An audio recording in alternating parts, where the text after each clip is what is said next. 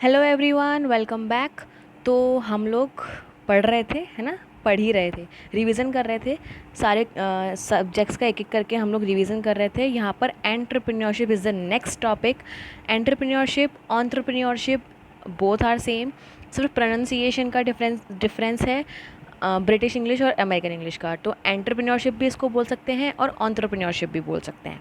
ठीक, तो इस वीडियो में we are going to cover those topics जो मैनेजमेंट में नहीं थे।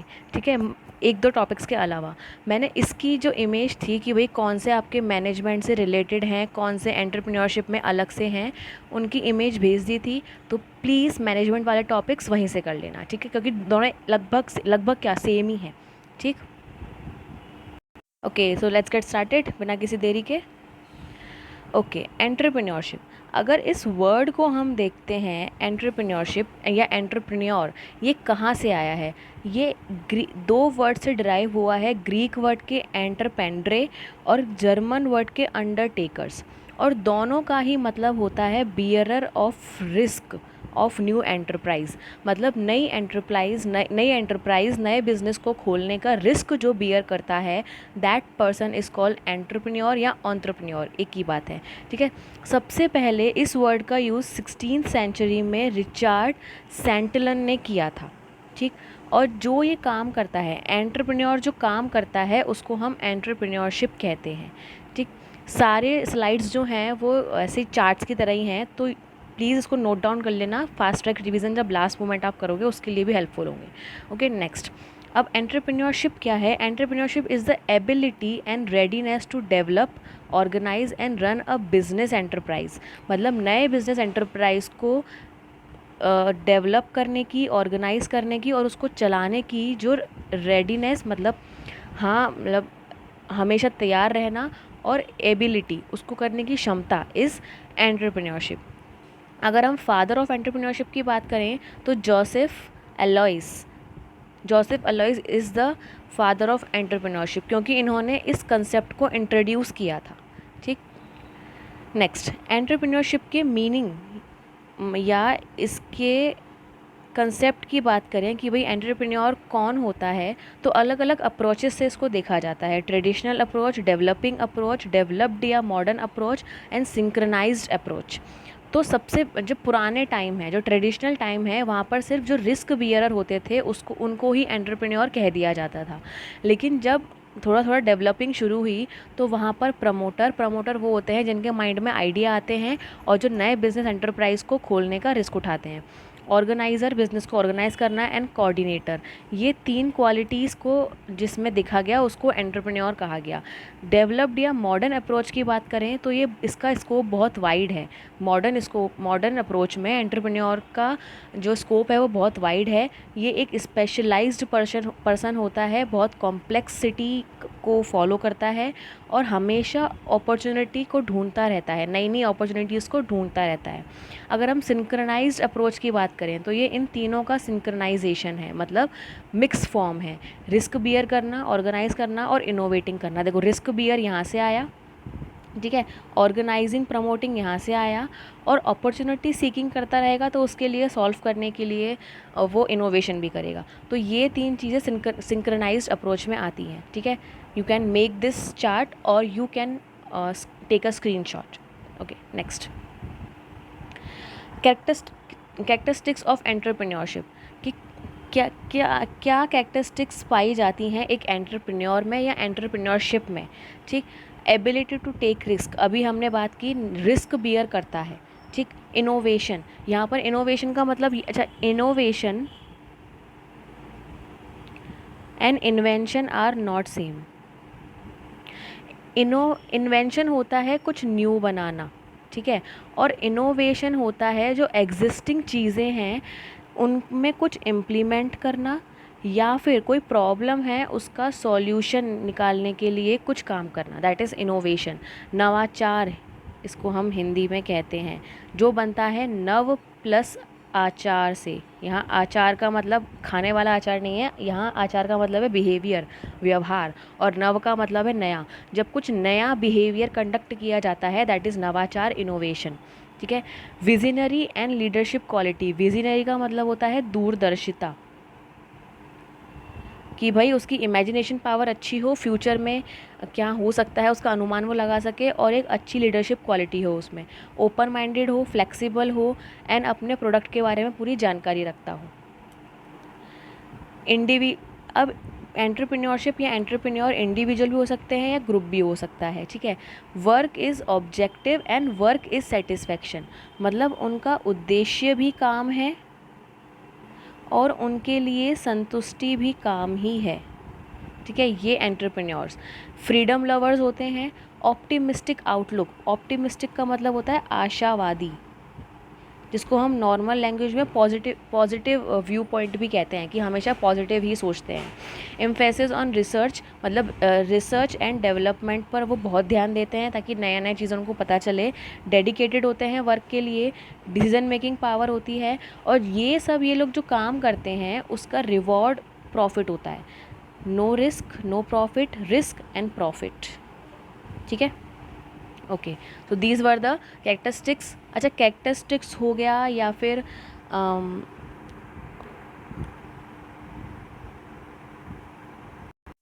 नेचर हो गया, बोथ आर सेम, ठीक है, कंफ्यूज मत होना। Okay, next venture capital. हमारे पास जब हमें नया बिजनेस स्टार्ट करना होता है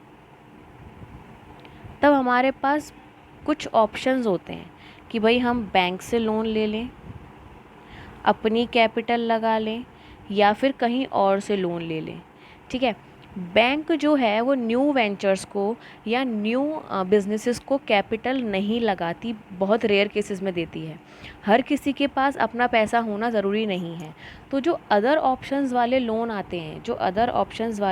आते हैं, उसमें दो चीज़ें मेन होती हैं, वेंचर कैपिटल और एंजल कैपिटलिस्ट, ठीक है। एंजल जो आपके लिए एंजल बनकर आते हैं, फरिश्ते बनकर आते हैं। सबसे पहले हम वेंचर कैपिटल की बात कर लेते हैं। Venture capital is a form of private equity and a type of financing that investors provide to startup companies and small businesses that are believed to have long term growth potential। मतलब ये basically प्रोफेशनिस्ट होते हैं। ये कोई bank भी हो सकता है जो वेंचर कैपिटल प्रोवाइड करा रहा है, कोई इन्वेस्टर भी हो सकता है, कोई भी हो सकता है, ठीक है। तो जो वेंचर कैपिटल का मतलब है जो नया सेटअप देने के लिए पैसा दे रहा है, फाइनेंस कर रहा है, ठीक है। इसको इस तरह से समझ लेंगे। देखो, ही इज़ सैम, ठीक है। He has a super duper idea of a business. ये बैंक से पूछता है लोन के लिए, बैंक रिजेक्ट कर देता है। फिर ये जाता है एक वेंचर कैपिटल के पास, ये देखो, sure I like Sam's idea and invest $1 million। तो ये स्यू है, ठीक है। इसको सैम का आइडिया बहुत पसंद आया, तो ये सैम के आइडिया में इन्वेस्ट करने को रेडी है। कितना? $1 million, ठीक। जिसमें सैम का 40% रहेगा और स्यू का 60% रहेगा। यहाँ पर ये ध्यान रखने की चीज़ है कि जो वेंचर कैपिटलिस्ट होते हैं, जो पैसा लगाते हैं, वो अपना बहुत बड़ा हिस्सा रखते हैं उस बिज़नेस के प्रॉफिट में। जैसे इसने पैसा लगाया तो ये 60% ले लेगी, और कुछ टाइम के बाद क्या होता है कि यही लोग ख़रीद लेते हैं इस बिज़नेस को, ठीक है। देखो, सैम्स प्रोडक्ट बनकर रेडी हो गया। Sue decide Sam's product have peaked, उसने बोला कि भाई बहुत पीक पर पहुंच गया है इसका सामान। तो अब ये सैम इंडस्ट्रीज़ जो हैं वो बिक गई $25 मिलियन में, ठीक। तो ऐसे ही होता है कि सबसे पहले जो वेंचर कैपिटल होता है वो अपना बहुत बड़ा शेयर रखते हैं उस बिज़नेस में, और उसके बाद जब उनको लगता है कि बिज़नेस बहुत अच्छी तरह ग्रो कर चुका है, पीक पर है, इसके बाद इससे ज़्यादा प्रॉफिट नहीं हो सकता, तो वो उसे बिकवा देते हैं या बेच देते हैं, ठीक है, खुद ही खरीद लेते हैं। Okay, next angel investors. Angel investors कौन होते हैं? अभी हमने बात करी कि जो वेंचर कैपिटलिस्ट होते हैं वो प्रोफेशनल्स होते हैं, ठीक है। लेकिन एंजल कैपिटलिस्ट वो लोग होते हैं जो आपकी लाइफ में फरिश्ता बनकर आते हैं। कौन? अब वो कोई भी इंसान हो सकता है, ठीक है। आपके चाचा, ताऊ, फ्रेंड, दीदी, पापा, कोई भी हो सकता है, ठीक है। लेकिन एंजल कैपिटलिस्ट जो हैं वो बहुत ज़्यादा रिस्की बिजनेसेस में पैसा नहीं लगाते हैं। देखो, ये ला, The angel investors is typically an individual or high worth individual investor who provide funding or financing support to the startup in the lieu of a shake in ownership in the company. थोड़ी सी ownership उनको दे देते हैं तो उनको पैसे मिल जाते हैं. They are usually among the family or relatives of the entrepreneur. वो बेसिकली एंटरप्रेन्योर के फैमिली मेम्बर्स या रिलेटिव्स ही होते हैं. ठीक, इनके क्या हो सकते हैं? फैमिली एंड फ्रेंड्स हो सकते हैं, वेल्थ ऑफ इंडिविजुअल हो सकता है, कोई ग्रुप हो सकता है, या क्राउड फंडिंग. ये 4 तरह के एंजल इन्वेस्टर्स होते हैं. We just have to know the meaning. ठीक है. उसके बाद नेक्स्ट इसमें डिफरेंस देख लेते हैं. देखो, अगर एंजल इन्वेस्टर्स की बात करें तो ये प्राइवेट इंडिविजुअल्स होते हैं, ये अपनी मनी लगाते हैं. ये प्रोफेशनलिस्ट होते हैं और इन्वेस्ट करते हैं दूसरे लोगों से लेकर. जैसे बैंक है, बैंक आपका डिपॉजिट दूसरी जगह पर इन्वेस्ट करती है. ये 2 से 10% तक की ओनरशिप लेते हैं, लेकिन invest 2 to 10% of personal wealth and 10 to 100K per year. और मतलब इनका ये इतना ही लिमिट रहता है, ज़्यादा ये लोग इन्वेस्ट नहीं करते. ये कुछ टाइम के लिए ही इन्वेस्ट करते हैं, शॉर्ट टाइम के लिए. ये लोग लॉन्ग टाइम के लिए करते हैं, 8 to 10 ईयर्स. ठीक है. नेक्स्ट, इनका मोटिव क्या होता है? पैसे बनाना, मेक मनी, पैसा से पैसा बनाना. ठीक है. और मेंटर करना और एंटरप्रेन्योरशिप ट्रैक पर जाना, एंटरप्रेन्योरियल ट्रैक पर जाना कि भाई हम भी एंटरप्रेन्योर हैं. ठीक है. इनका तो करियर ही होता है ये. इनका काम भी मनी में होता है, मनी बनाना होता है मेन, और ये न्यू फंड रेस करना इनका मोटिव होता है. तो who, how, why, I hope clear हो गया होगा angel capital and venture capitalist. ठीक है. अब हम बात कर रहे हैं रिस्क. रिस्क रिस्क भाई बिजनेस में बहुत रिस्क है. अगर रिस्क नहीं उठाएंगे तो प्रॉफिट नहीं होगा, प्रॉफिट नहीं होगा तो एंटरप्रेन्योर का किसी काम का नहीं है. और एंटरप्रेन्योर का या एंटरप्रेन्योरशिप का मेन काम होता है रिस्क बियर करना. अभी रिस्क होता क्यों है? ठीक है. रिस्क होने के कारण क्या है? सबसे पहला है नेचुरल रीज़न. कोई सीजनल वर्क हो सकता है, जोग्राफिकल रीज़न हो सकता है. ठीक है. ह्यूमन रीज़न हो सकते हैं कि भाई स्ट्राइक कर दी किसी ने, कोई बेईमान हो गया, किसी ने केयरलेसनेस दिखा दी. ठीक. इकोनॉमिकल रीज़न हो सकते हैं कि भाई डिमांड गिर गई, प्राइस चेंज हो गए, प्राइस लेवल चेंज हो गया. फिजिकल रीज़न हो सकते हैं कि भाई मशीन ख़राब हो गई, टेक्निकल प्रॉब्लम आ गए, नेचुरल डेप्रिसिएशन जो लगता है वो हो गया. इसके अलावा अदर रीज़न भी हो सकते हैं कि गवर्नमेंट पॉलिसी में चेंज आ गया, इमरजेंसी कॉजेज़ हो गए, कोई डिज़ास्टर आ गई, कुछ भी हो गया. ठीक है. So we have 5 types of risk, या कॉजेज़ ऑफ रिस्क जो है वो 5 तरह के होते हैं. ठीक. नेक्स्ट, अब एंटरप्रेन्योर्स या एंटरप्रेन्योर्स कितने तरह के होते हैं उनके बारे में बात करेंगे. First of all we have, अलग अलग बेसिस पर हैं. These are the basis: technical, personal, motion of development, nature of function, motivational factor and business. ये बेसिस हैं. ठीक है. इनके बारे में एक एक करके पढ़ेंगे. First of all we have technical education. वो एंटरप्रेन्योर जिनके पास टेक्निकल एजुकेशन है वो टेक्निकल एंटरप्रेन्योर्स, जिनके पास नहीं है वो non technical entrepreneurs. Personal qualities के हिसाब से देखें तो इनोवेटिव, जो इनोवेशन पर ध्यान रखते हैं, नई नई चीज़ें लेकर आते हैं. अवेयर, जो कि प्रॉब्लम्स पर ध्यान देते हैं. ठीक है. और वो उन प्रॉब्लम्स के सॉल्यूशन के लिए कुछ अपना बिजनेस लेकर आते हैं. इमिटेटिव, इमिटेटिव का मतलब है जो चीटिंग करते हैं. चीटिंग ना कहकर मैं कॉपी कहूँगी. ठीक है. जो कॉपी करते हैं कि भाई हाँ उसने अच्छा किया तो हम ऐसी चीज़ बनाएंगे, तो ये कुछ इनोवेटिव नहीं करते, दे जस्ट कॉपी. ठीक है. और ड्रोन, ड्रोन मतलब लेज़ी एंटरप्रेन्योर्स जिनका काम होता है कि बस बस बिज़नेस चलता रहे भाई. ठीक है. ज़्यादा कुछ लफड़ा वफड़ा पालना नहीं है, बिज़नेस चलता रहे और अच्छे से काम होता रहे. ठीक. नेक्स्ट, मोशन ऑफ डेवलपमेंट, कि भाई अब बिज़नेस जो है वो कहाँ तक पहुँचा. माइनर इनोवेटर, जो थोड़ा बहुत इनोवेटर पर ध्यान देते हैं. प्राइम मोटर, जिनका मेन काम ही इनोवेशन होता है. ठीक है. इनिशिएटर, जो स्टार्ट करते हैं किसी चीज़ को, इनिशिएट करते हैं, कोई मतलब हमेशा हर चीज़ में सबसे आगे आने की बात करते हैं. लोकल, जो अपने एरिया में ही सीमित रहना चाहते हैं. और मैनेजर, जो किसी और के यहाँ काम करते हैं. ठीक. तो these were the types of entrepreneurs on the basis of technical education, personal qualification and motion of development. ठीक. इसके आगे नेचर ऑफ फंक्शन, उनका फंक्शन क्या है वो देख लेते हैं। प्रोडक्शन मतलब प्रोडक्शन कर रहे हैं। नेचुरल रिसोर्सेज एक्सप्लॉइटर्स, इसका मतलब है जो नेचुरल रिसोर्सेज हमारे पास हैं, जैसे माइंस हैं, एग्रीकल्चर है, इन सब पर ध्यान देते हैं। जो नेचुरल रिसोर्सेज से मिलने वाली चीज़ें हैं उन पर ध्यान देते हैं। सेल्फ एम्प्लॉयड, जो अपना बिजनेस खोलते हैं। वर्क फोर्स बिल्डर, जो वर्क फोर्स रेडी करने की कोशिश करते हैं, जो ट्रेनिंग देते हैं, ठीक है। टेक ओवर्स, जो बना बनाया बिजनेस खरीद लेते हैं। स्पेक्यूलेटर्स, जो सट्टेबाज होते हैं, सट्टा लगाते हैं फ्यूचर में। अनसर्टेनिटी पर अपना काम चलाते हैं, अनसर्टेनिटी का रिस्क बियर करते हैं। एंड पैटर्न मल्टीप्लायर, जो एक ही पैटर्न पे चलते रहते हैं कि भाई ऐसे काम किया, अब ऐसे काम किया, अब दोनों को मिलाकर ऐसे काम करेंगे, मतलब बेसिकली कोई भी पैटर्न बना लेते हैं, उस पर काम करते हैं। सो नेचर ऑफ फंक्शन क्या हो सकता है? प्रोडक्शन करना, मतलब रॉ मटेरियल को फिनिश गुड्स में बनाना। नेचुरल रिसोर्सेज एक्सप्लॉइटर्स, जो नेचुरल रिसोर्सेज से कुछ बनाते हैं। सेल्फ एम्प्लॉयड, जो अपना बिजनेस खोलते हैं। वर्क फोर्स बिल्डर्स, जो ट्रेनिंग देने का काम करते हैं। टेक ओवर्स, जो अच्छे खासे बिजनेस को खरीद लेते हैं। स्पेक्यूलेटर, सट्टा लगाते हैं, फ्यूचर में होने वाली अनसर्टेनिटीज़ का रिस्क बियर करते हैं। एंड पैटर्न मल्टीप्लायर, जो एक पैटर्न पर काम करते हैं। वो पैटर्न कुछ भी हो सकता है, दुनिया में बहुत सारे पैटर्न हैं, ठीक है। Next, motivator factors. Motivation factors की अगर बात करें तो फुल्ली मोटिवेटेड लोग होते हैं, ठीक है। कुछ स्पॉन्टेनियस लोग होते हैं कि भाई हाँ मोटिवेटेड तो हैं लेकिन किसी नीड की वजह से मोटिवेटेड हैं। यहाँ सिर्फ एंटरप्रेन्योरशिप के लिए ही मोटिवेशन था, और यहाँ पर किसी ज़रूरत की वजह से जाते हैं। यहाँ पर फोर्स की ज़बरदस्ती, जैसे होते हैं ना कुछ फादर्स, चलो बेटा दुकान पर बैठो, यही दुकान आपको संभालनी है, तो दो ज़्यादा फोर्स्ड एंटरप्रेन्योर्स, ठीक है। बिजनेस, अगर हम बिज़नेस के बेस पर बात करें तो ये फॉर्म ऑफ बिज़नेस है नॉर्मल, कि भाई इंडिविजुअल, पार्टनरशिप, कंपनी या कोऑपरेटिव सोसाइटी, कोई भी हो सकता है।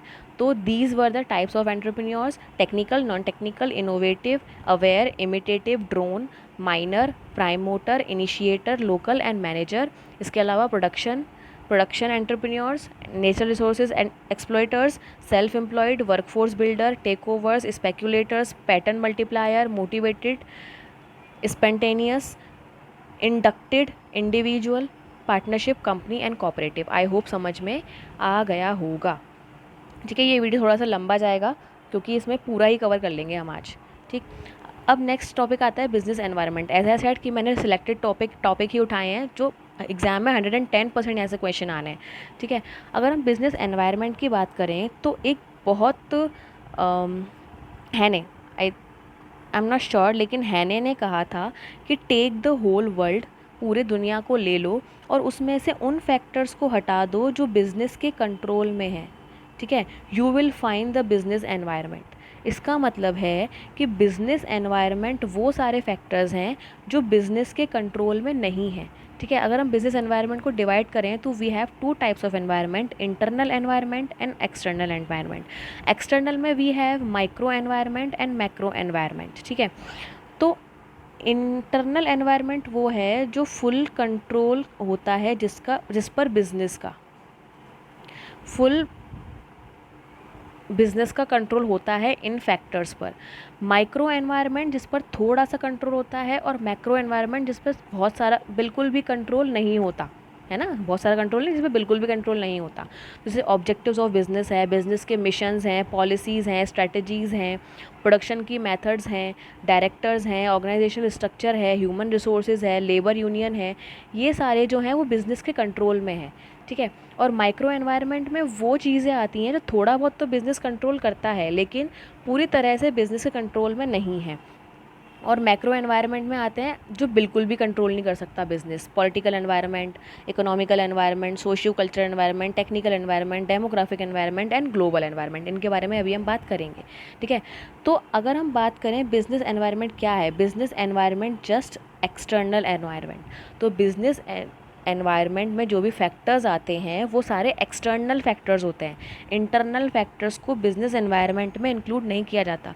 ये पार्ट होते हैं लेकिन just because they are on in the control of business, तो ये बिजनेस का एनवायरनमेंट का पार्ट नहीं बनाते। माइक्रो एंड मैक्रो मिलकर बिजनेस एनवायरनमेंट का पार्ट बनाते हैं, ठीक।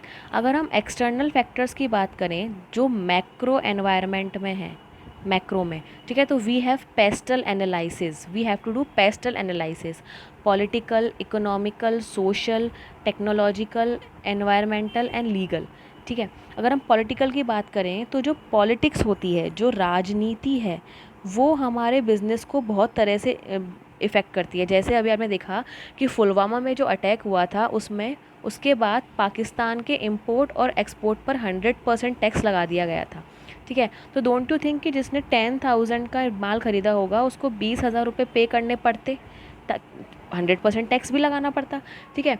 तो ये किसी देश में शांति है, किसी देश के दूसरे देश से संबंध कैसे हैं, उस देश की सरकारों की क्या विचार हैं, ये सब पॉलिटिकल एनवायरनमेंट में आता है और ये बिज़नेस को 110% इफ़ेक्ट करता है। इकोनॉमिकल में आपकी तीन चीज़ें आती हैं, economic policy, economic system and economical rules, ठीक।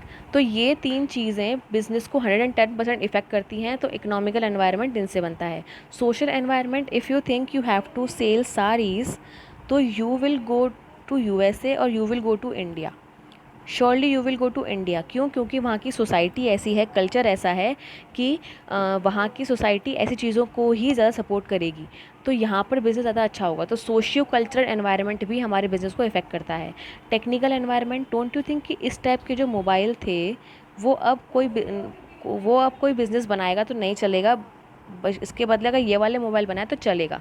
क्यों? क्योंकि टेक्नोलॉजी डेवलप हो गई है। तो टेक्नोलॉजिकल एनवायरनमेंट भी हमारे बिज़नेस को इफ़ेक्ट करता है। एनवायरमेंटल कैसे कि एनवायरनमेंट को कैसे ध्यान में रखना है बिज़नेस चलाते time, that is also affecting factor of business. Legal environment, बहुत सारे एक्ट्स होते हैं हमारे पास, ठीक है। उन एक्ट्स के हिसाब से ही हमें काम करना होता है, दैट फॉर्म्स लीगल एनवायरनमेंट, ठीक है। तो पेस्टल एनालिसिस मैक्रो एनवायरनमेंट के फैक्टर्स होते हैं, ठीक है। नेक्स्ट आता है स्वॉट एनालिसिस। स्वॉट में S stands for strength, W stands for weakness, O stands for opportunity and T stands for threats. S and W मतलब स्ट्रेंथ और वीकनेस, ये इंटरनल एनवायरनमेंट के पार्ट होते हैं, और अपॉर्चुनिटी और थ्रेट्स जो हैं वो एक्सटर्नल एनवायरनमेंट के पार्ट होते हैं। स्ट्रेंथ और वीकनेस हमारी खुद की अंदर की होती है, जैसे हमें फ़ाइट करना होता है, या स्ट्रेंथ को और अच्छा करना होता है, वीकनेस से फ़ाइट करना होता है। अपॉर्चुनिटी हमें बाहर से आती है, और बिज़नेस करते टाइम जो कठिनाइयाँ हैं, जो प्रॉब्लम्स हैं, जो इशू हैं, वो भी बाहर से आते हैं। तो दैट इज़ स्वॉट एनालिसिस।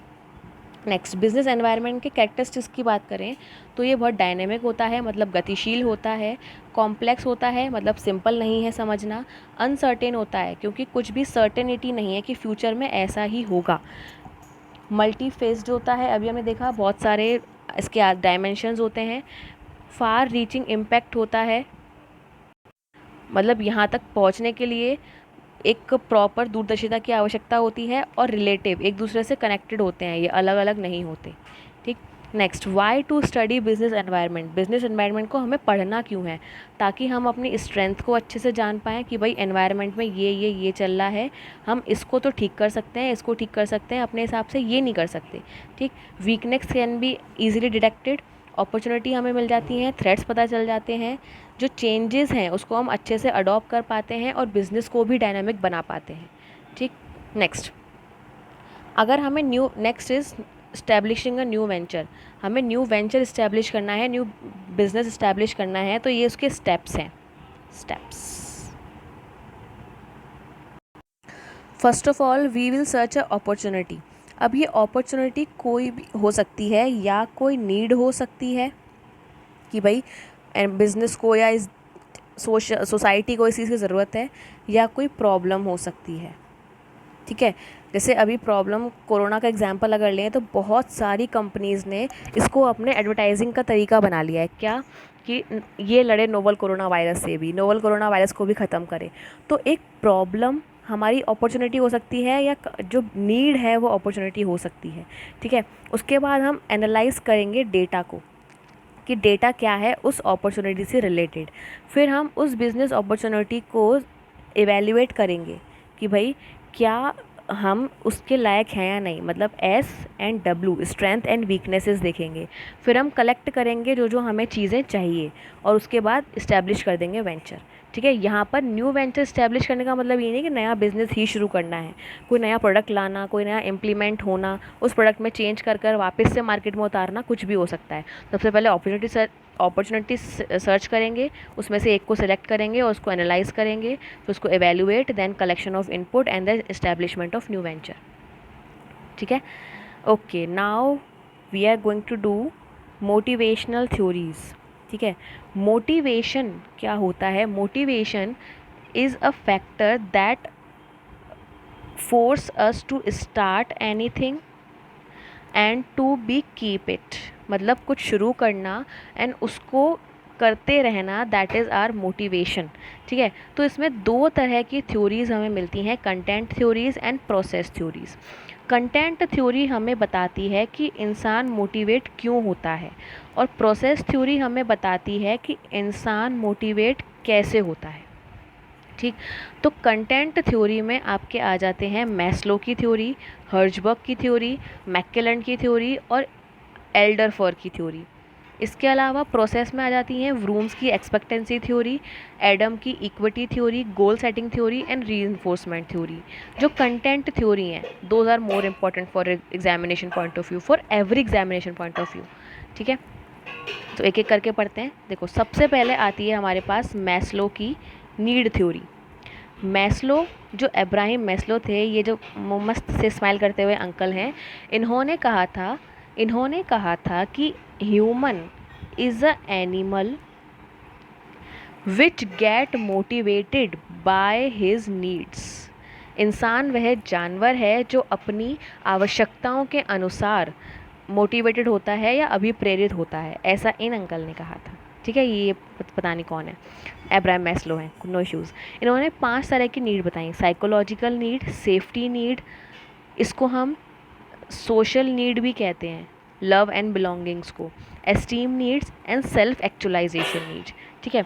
इन्होंने कहा कि भाई एक नीड इंसान पूरी करेगा, उसके बाद ही अगली नीड पर जाएगा। जब तक इंसान की एक नीड पूरी नहीं होती, वो अगली स्टेप की नीड के बारे में नहीं सोचेगा। ठीक है। उन्होंने बोला कि नीड जो हैं वो एक हिरार्कियर मॉडल में चलती हैं, मतलब स्तर बाय स्तर चलती हैं कि इसके बाद ही ये आएगी, इसके बाद ये, इसके बाद ये, इसके बाद ये। ठीक है। अगर एक नीड पूरी हो गई तो ये इंसान को दोबारा कुछ करने के लिए मोटिवेट नहीं करेगी।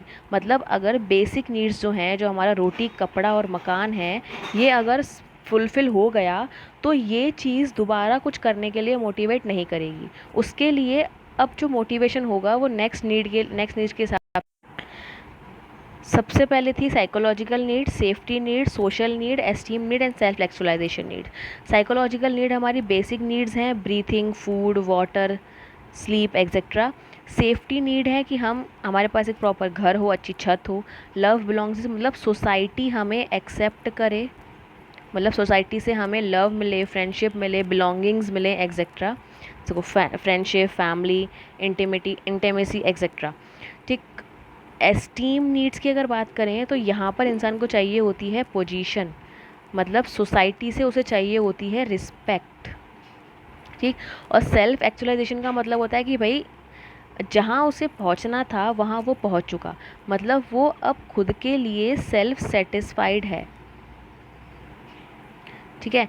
तो these are the 5 needs which motivates a person according to Abraham Maslow. ठीक।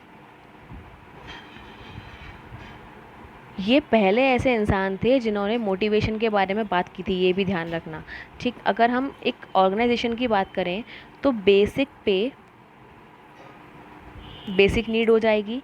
उसके बाद सेफ्टी, मतलब रिटायरमेंट प्लान्स हो गए, मेडिकल प्लान्स हो गए, ये उसकी सेफ्टी नीड हो जाएगी। एक पोजीशन उसे दे दी जाए तो वो उसके लिए सोशल नीड हो जाएगी। उसको प्रमोशन, इसके अलावा प्रेज़ करना, तारीफ़ करना, अपॉर्चुनिटीज़ देना, ये उसकी एस्टीम नीड हो जाएगी। एंड सेल्फ एक्चुअलाइजेशन, जब वो हाईएस्ट पीक पर पहुंच जाएगा उसके पोस्ट के अकॉर्डिंग। ठीक है। तो दीज वर द नीड्स जो मैस्लो की हिरार्कीज ऑफ नीड थ्योरी में थी। उसके बाद हर्जबर्ग की थ्योरी आती है। हर्जबर्ग ने कहा था कि दो तरह के फैक्टर होते हैं जो इंसान को मोटिवेट करते हैं।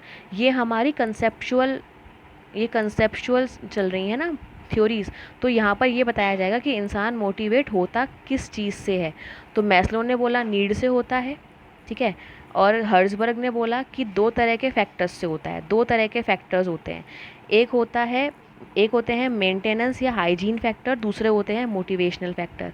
अगर हम बात करें मेंटेनेंस या हाइजीन फैक्टर्स की, इसका एग्जांपल लेंगे हम सैलरी, अ गुड सैलरी, ठीक है। और मेंटेनेंस फैक्टर का एग्जांपल हम लेंगे रिटायरमेंट प्लान। अगर इंसान को एक अच्छी सैलरी मिल रही है तो वो उसको डिससेटिस्फैक्शन नहीं होगा, लेकिन वो मोटिवेट भी नहीं होगा काम करने के लिए, जैसा चल रहा है वैसा चलने देगा। लेकिन अगर रिटायरमेंट प्लान भी मिल जाता है, मेडिकल बेनिफिट भी मिल जाते हैं, तो वो काम करने के लिए मोटिवेट तो होगा। लेकिन अगर नहीं हुआ, मतलब अगर रिटायरमेंट प्लान या मेडिकल बेनिफिट नहीं हुआ, तो उसके काम पर कोई असर नहीं पड़ेगा। ऐसे ही मेंटेनेंस फैक्टर्स जो हैं वो डिससेटिस्फैक्शन तो क्रिएट नहीं करते, लेकिन काम करने के लिए मोटिवेट भी नहीं करते, ठीक है। दोनों पे क्रॉस है।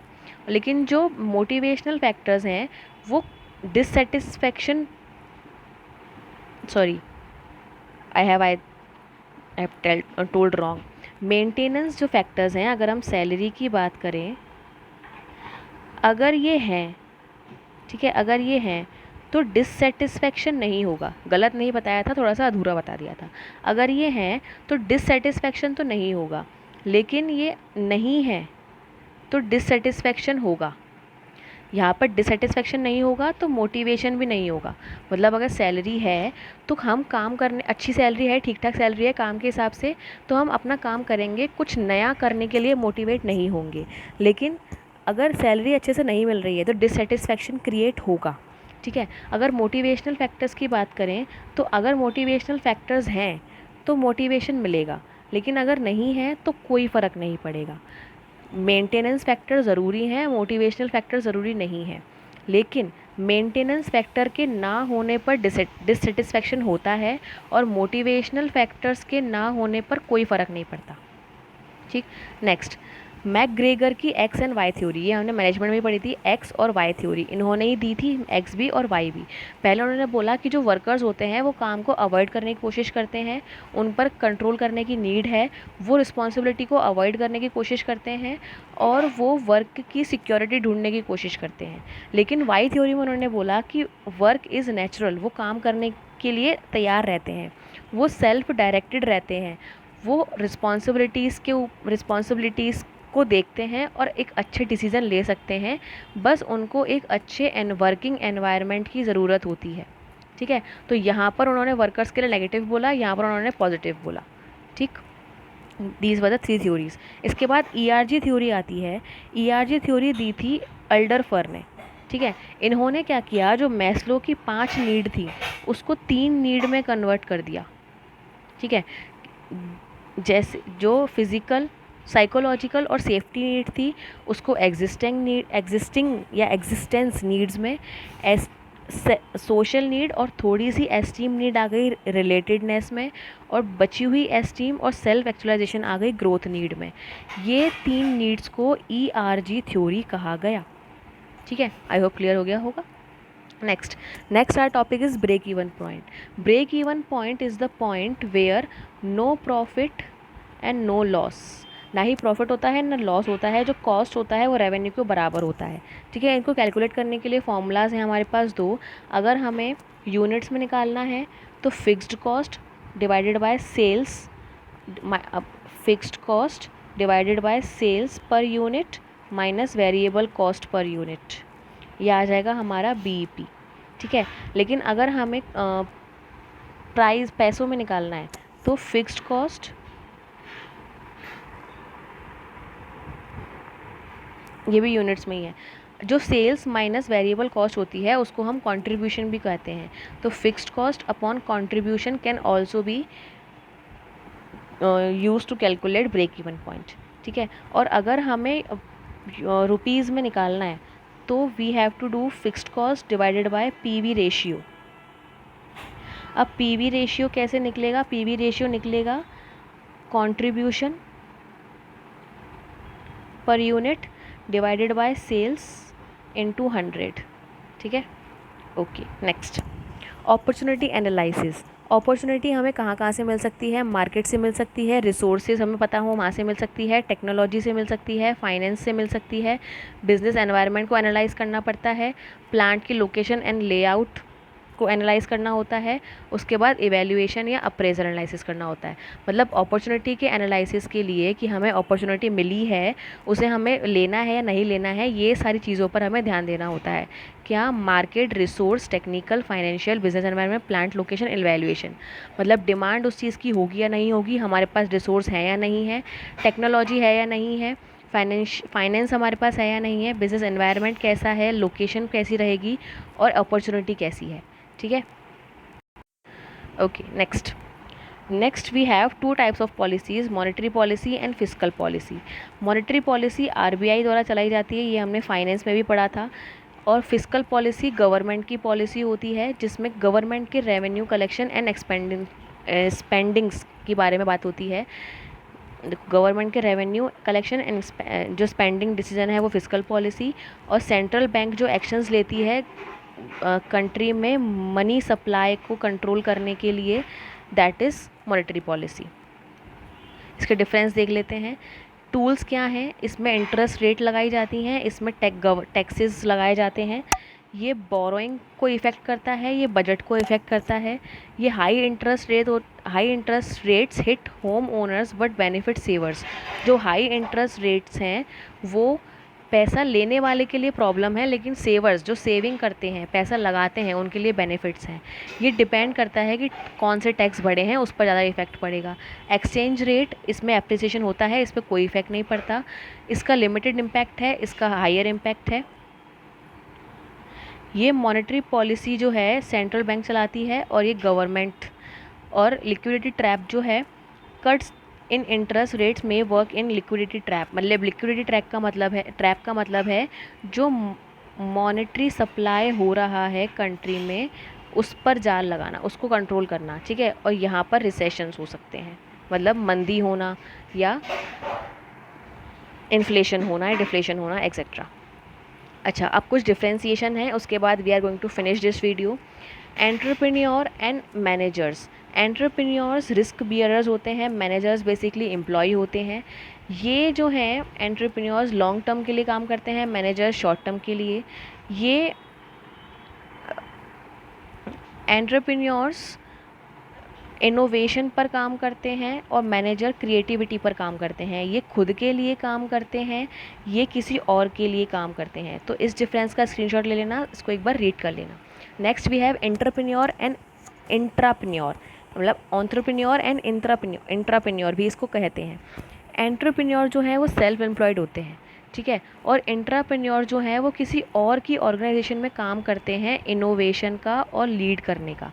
मतलब दोनों का काम ही इनोवेशन और लीडरशिप तो है ही, लेकिन डिफरेंस क्या है? ये मोर फ्री होते हैं, ये लेस एग्जीक्यूशन रिस्क में लेते हैं, इनके पास कोई रिसोर्स नहीं होता, ये कंपनी के रिसोर्स यूज़ करते हैं।